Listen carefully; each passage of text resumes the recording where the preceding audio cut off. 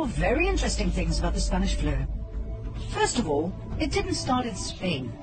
Secondly, it wasn't a flu.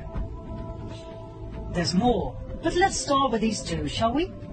If it didn't start in Spain, then where did it? In the US.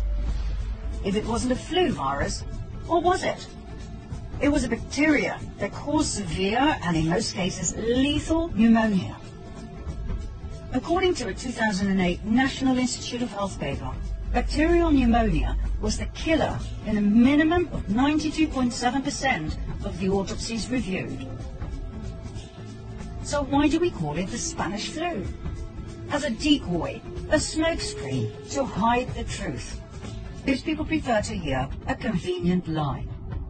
The first cases of bacterial pneumonia in 1918 traced back to a military base in Fort Riley, Kansas. During the first half of 1918, an experimental bacterial meningitis vaccine cultured in horses by the Rockefeller Institute for Medical Research in New York, now the Rockefeller University, was injected into soldiers at Fort Riley. The so-called Spanish flu was a vaccine experiment gone horribly wrong. Well, that's what we, the people, would say. The cabal would refer to it differently. They would call it an experiment with the best outcome ever. Millions of American soldiers were vaccinated with this experimental serum. 2 million of them went overseas. They fought under poor sanitary conditions, so the bacteria spread like wildfire wherever they went. The story was then spread that these soldiers would come home with all sorts of European diseases, so the American population was vaccinated as well. On top of everything else, the vaccines were distributed all over Europe. Only the vaccinated died. Healthy men and women in the prime of their lives died, not the elderly, as would have been the case if it were a flu virus.